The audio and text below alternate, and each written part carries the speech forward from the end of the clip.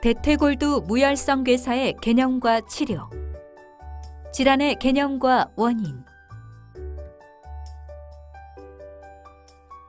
대퇴골두 무혈성 괴사는 엉덩이 관절을 형성하는 대퇴골두 부분의 혈액 공급에 장애가 발생하면서 골 조직이 괴사되고 고관절이 파괴되어 관절염을 유발하고, 그로 인해 엉덩이 관절이 아프고 다리가 짧아져서 절개되는 질환입니다.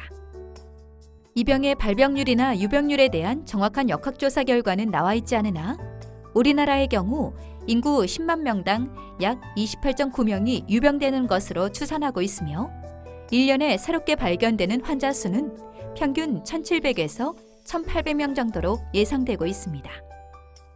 대퇴골두 무혈성 괴사는 우리나라에서 고관절, 인공관절 치환수를 시행받는 환자의 가장 큰 원인 질환으로 최근 들어 발생 빈도가 증가하는 추세입니다. 대퇴골두 무혈성 괴사의 원인은 크게 외상성과 비외상성 원인으로 구분할 수 있습니다.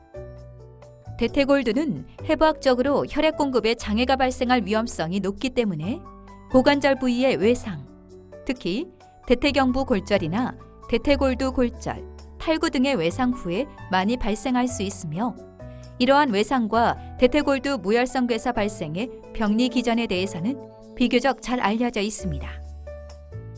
하지만 비외상성 대퇴골두 무혈성 괴사의 경우에는 아직까지 정확한 원인과 발병 기전이 밝혀져 있지 않으며 여러 가지 위험 인자들이 보고되고 있습니다. 우리나라 남성에서 가장 중요한 원인은 음주인데, 일주일에 순수 알코올 400cc 이상을 섭취할 경우 이 병에 걸릴 확률이 10배 이상 높아지는 것으로 알려져 있으며, 이것은 일주일에 소주 4.5병, 맥주 11병에 해당하는 양입니다. 그 외에 부신피질 호르몬제인 스테로이드도 중요 위험인자 중 하나이기 때문에 스테로이드를 투여하는 분들은 각별한 주의가 필요합니다. 증상. 이 질환의 특징은 질병의 초기에는 특별한 증상이 없어 환자가 모르고 지내는 경우가 많으며, 병의 진행 정도와 환자의 증상이 반드시 일치하지는 않는다는 것입니다.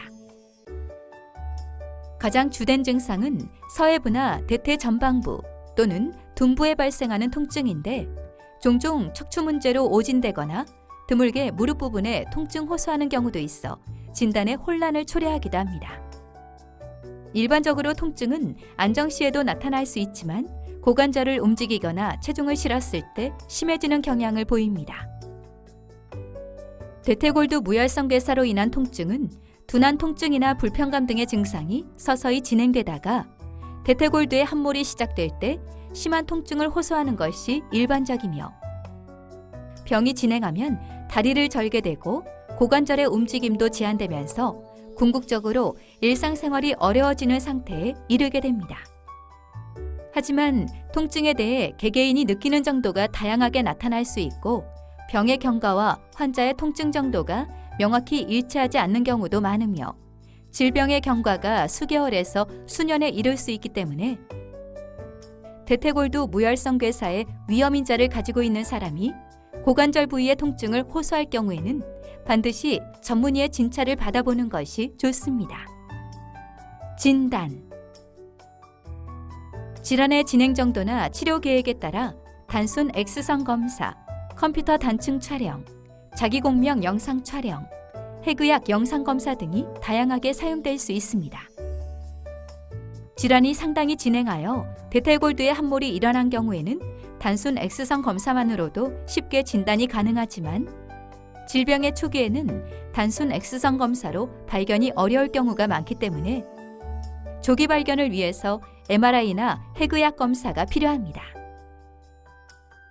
특히 한쪽 대퇴골두에 무혈성 괴사가 있는 경우 반대쪽에도 무혈성 괴사가 동반될 확률은 50% 이상인 것으로 보고되어 있으므로 MRI 등의 정밀 검사가 정확한 치료 계획 수립에 도움이 될 수 있습니다.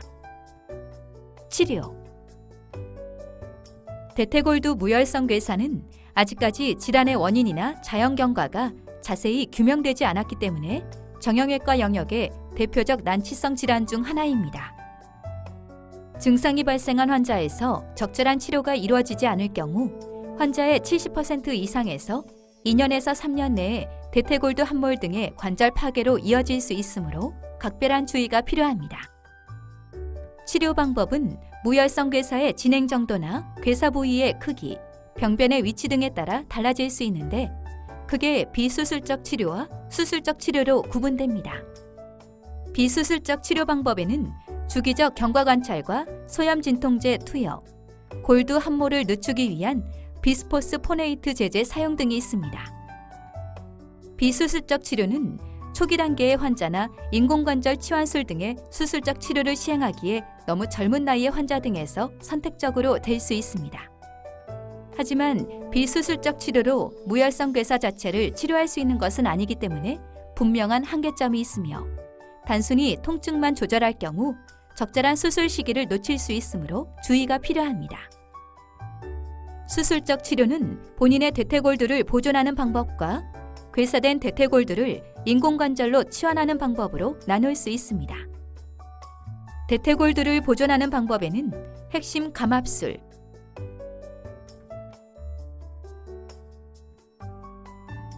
다발성 천공술, 절골술 등이 있으며 대퇴골두의 함몰이 심하거나 퇴행성 변화가 진행된 경우에는 인공관절 치환술이 가장 좋은 치료 방법으로 추천됩니다. 하지만 구체적인 치료 방법은 환자의 나이나 질병의 진행 정도, 괴사 부위의 위치와 크기 등에 따라 다양하게 적용될 수 있기 때문에 고관절 전문의의 진료를 통해서 환자 개개인에게 맞는 적절한 치료 방법을 선택하는 것이 무엇보다 중요합니다. 감사합니다.